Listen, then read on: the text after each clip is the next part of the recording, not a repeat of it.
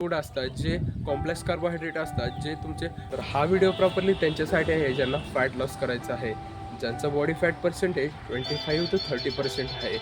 तर हा व्हिडिओ त्यांच्यासाठी आहे. तर मी फॅट लॉससाठी तुम्हाला 3 स्टेप डिवाइड करून तुम्हाला समजावून सांगणार आहे की फॅट लॉस कसं करायचं आपण. तर जास्त टाइम वेस्ट न करता आपण व्हिडिओ स्टार्ट करूया. तर फर्स्ट स्टेपमधली त्यातली म्हणजे रजिस्टर ट्रेनिंग. रजिस्टर ट्रेनिंग म्हणजे काय तर फर्स्टली समजून घेऊया. रजिस्टर ट्रेनिंग म्हणजे वेटेड ट्रेनिंग. तर जो पर्सन फॅट लॉस करणार आहे त्याचा माइंडसेट एकच असतो किंवा त्याच्या माइंडमध्ये एकच असतं की आपण जास्त कार्डिओ केला किंवा फास्टली कार्डिओ केला तर माझं फॅट लूज होईल, किंवा माझ्या डाएटमधून मी कार्बोहायड्रेट इंटेक कमी केला किंवा माझे कमी जेवण केलं तरच फॅट लूज होईल. हे प्रॉपरली रॉंग आहे. तर तुम्हाला जर फॅट लूज फास्टली करायचं असेल किंवा फॅट लूज करायचं असेल तर तुम्हाला वेटेड ट्रेनिंग खूपच इम्पॉर्टंट आहे. कारण वेटेड ट्रेनिंग केल्यानंतर तुमच्या मसलमध्ये खूप चेंजेस होतात. तर ते चेंजेस काय आहे तर जेव्हा तुम्ही वेटेड ट्रेनिंग करताना तेव्हा तुमच्या मसल हॅबिट होते की फटिकनेस आपल्या मसलमध्ये काहीही करून करायची आहे. तर मेन फंक्शन काय आहे मसलचं, तर contraction and relax. Contraction and relax हे मसलचं मेन फंक्शन आहे. तर जेव्हा तुम्ही रजिस्टर ट्रेनिंग करता किंवा वेटेड ट्रेनिंग करता तेव्हा तुमच्या मसलमध्ये ॲडेड रेजिस्टन्स क्रिएट होतो. ॲडेड रेजिस्टर क्रिएट झाल्यामुळे तुमच्या मसलमध्ये मायक्रो चेंजेस होतात, म्हणजे तुमची मसलला ब्रेक होते तिथे. आणि जेव्हा तुम्ही न्यूट्रिशनल फूड कन्झ्युम करता किंवा हाय प्रोटीन आपल्या बॉडीमध्ये कंटेंट करता किंवा कन्झ्युम करता तेव्हा तुमची बॉडी रिकवर होते आणि न्यू मसल क्रिएट करते, म्हणजे मसल मास ॲड करत जाते.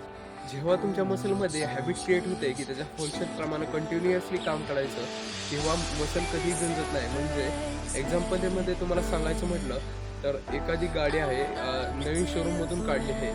जर ती गाडी आपण 2 वर्ष यूज केली आणि 3 वर्ष जर त्याला रेस्टला ठेवलं तर काही वर्षांनी ती गंजेल. परंतु आपण कंटिन्युअसली त्याला 4-5 वर्ष कंटिन्युअसली त्याच्या इंजिनप्रमाणे यूज केलं आणि त्याला रिकव्हरी दिली किंवा त्याची सर्व्हिसिंग प्रॉपरली केली तर ती खूप दिवस आपल्याला यूज करता येते. त्याचप्रमाणे मसलचंही आहे. मसलच्या फंक्शनप्रमाणे जेव्हा आपण मसलप्रमाणे काम करतो तेव्हा आपली muscle new muscle mass put out करत असते आपल्या बॉडीमध्ये. तर जेव्हा आपण आपल्या बॉडीमध्ये हाय अमाऊंट ऑफ मसल किंवा मसल मास ॲड करतो तर फॅट लूजसाठी काय फायदा आहे त्याचा, हा तुम्हाला क्वेश्चन पडला असेल. तर जेव्हा आपण आपल्या बॉडीमध्ये high amount of muscle put out करतो तेव्हा तुमच्या बॉडीमधील मसलचं अँड फॅटचं डिस्ट्रीब्युशन हे सेम असतं. जेव्हा तुम्ही काही बॉडी बिल्डर बघितले असतील ज्यांचं बॉडी फॅट पर्सेंटेज असतं परंतु ते जास्त मस्क्युलर दिसून येतात, कर्व दिसून येतात, त्यांचे ॲप्स विजिबल असतात, कारण त्यांनी त्यांचं fat distribution and muscle distribution हे प्रॉपरली थोडंसं सेम असतं, कारण त्यांनी त्यांच्या बॉडीमध्ये high amount of muscle mass put on केलेलं असतं. त्यामुळे त्यांचं बॉडी फॅट पर्सेंटेज थोडंसं आपल्याला लो दिसतं आणि ते मस्क्युलर दिसत आपल्याला. त्याचप्रमाणे हा एक फायदा आहे. आणि सेकंडला म्हणजे जेव्हा तुम्ही तुमच्या ऑफ सीझनमध्ये हाय अमाऊंट ऑफ तुमच्या बॉडीमध्ये मसल मास किंवा क्वालिटी मसल मास ॲडेड करता किंवा पुट ऑन करता तेव्हा तुमच्या बॉडीमध्ये हाय अमाऊंट ऑफ एरिया हा मसल मासचा असतो. त्यामुळे तुमची बॉडी थोडीशी ब्रॉड दिसते आणि तुमच्या बॉडीमध्ये थिकनेस क्रिएट होते आणि त्यामुळेच तुमच्या बॉडीमधील फॅट पर्सेंटेज थोडंसं लो दिसून येतं.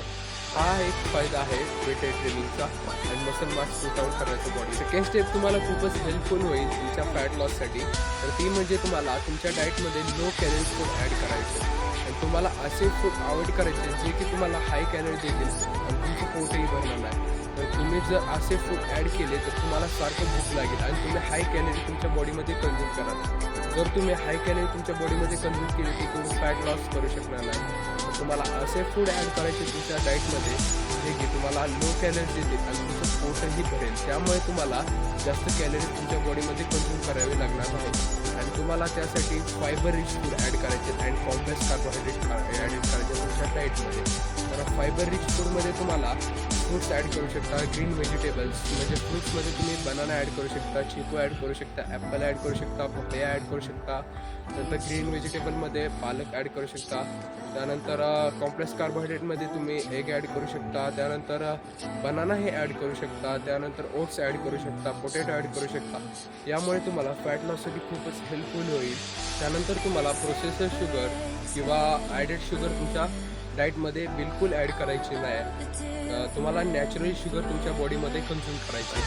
जर तुम्ही प्रोसेस शुगर किंवा ॲडेड शुगर तुमच्या बॉडीमध्ये ॲड केलं किंवा स्वीट्स ॲड केले तर तुमच्या डाएटमधील कॅलरीज इंटेक वाढेल आणि हे तुम्हाला फॅट लॉससाठी तुम्हाला अवॉइडच करायचं आहे. तुम्ही नॅचरली शुगर फक्त ॲड करायची तुमच्या डाएटमध्ये. नॅचरली शुगर कोणकोणत्या फूडमधून मिळते. नॅचरल शुगर तुम्हाला ॲपलपासून मिळेल, बनानापासून मिळेल, पपयापासून मिळेल, चिकूपासून मिळेल, पुन्हा त्यानंतर मनुके असतील, काजू असतील, बदाम असतील, खजूर असतील, यापासून तुम्हाला इझिली नॅचरली शुगर मिळून जाईल. हे तुम्हाला फुलफिल अँड लो कॅलरी देईल. कॉम्प्लेक्स कार्बोहायड्रेट असतात जे तुमचे मेटाबॉलिझम लो करत नाही, जे की हाय करतात आणि तुमचं डायजेस्टिव्ह सिस्टीम ही डॅमेज करणार नाही. तर तुम्हाला डायजेशनसाठी ही फ्री आहे. थर्ड स्टेप ही लास्ट स्टेप आहे. ही स्टेप खूपच इम्पॉर्टंट आहे तुमच्या फॅट लॉस जर्नीमध्ये, त्यामुळेच ही स्टेप मी लास्टला ठेवलेली आहे. थर्ड स्टेपमध्ये कॅलरीज रिस्ट्रिक्शन. कॅलरीज रिस्ट्रिक्शन म्हणजे आहे, फर्स्ट समजून घेऊया. कॅलरीज रिस्ट्रिक्शन म्हणजे तुमची जी इन कॅलरी आहे ही तुमच्या आउट कॅलरीपेक्षा कमी असली पाहिजे. इन कॅलरीज म्हणजे तुम्ही जी बॉडीमध्ये कंझ्युम करता कॅलरीज ती म्हणजे इन कॅलरीज आहे. आउट कॅलरीज म्हणजे तुम्ही जी कॅलरीज बर्न करता ती आउट कॅलरीज आहे.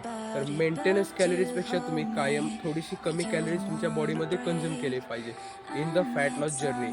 तर तुम्ही जेव्हा कॅलरीज मेंटेनन्स कॅलरीजपेक्षा थोडीशी कमी कंझ्युम करता तेव्हा तुमचे फॅट लॉस हे फास्टली होते आणि तुम्हाला जास्त रिझल्ट भेटते तुमच्या फॅट लॉस जर्नीमध्ये. जर तुम्हाला मेंटेनन्स कॅलरीज फाइंड आउट करता येत नसेल तर त्यासाठी मी एक सेपरेट व्हिडिओ बनवलेला आहे. त्या व्हिडिओची लिंक मी डिस्क्रिप्शनमध्ये देईल. जर तुम्हाला मेंटेनन्स कॅलरीज फाइंड आउट करायचे असेल तर तो तुम्ही व्हिडिओ पाहू शकता. एक्झाम्पलमध्ये सांगेल की एक पर्सन आहे जो फॅट लॉस करत आहे, त्याची मेंटेनन्स कॅलरीज आहे 2500 आणि त्यातून थोडंसं आपल्याला डेफिसिट करायचं आहे फॅट लॉस त्याच्या जर्नीमध्ये. अराउंड 2300 त्यानं डेली कॅलरीज आपल्या बॉडीमध्ये कंझ्युम करायच्या आपल्या डाएट थ्रू. तर त्याला त्याच्या बॉडीला हॅबिट लागेल जेव्हा त्याची मेंटेनन्स कॅलरीज किती होती 2500 आणि तो कंझ्युम करतो 2300, तेव्हा त्याच्या बॉडीला हॅबिट होईल की एक्स्ट्रा कॅलरीज आपल्या बॉडीमध्ये ॲड करायची नाही आणि तो बर्नही करताना तो कॅलरीज आपल्या फॅट थ्रू बर्न करेल. त्यामुळे त्याला फॅट लॉसमध्ये एक्स्ट्रा रिझल्ट भेटतील.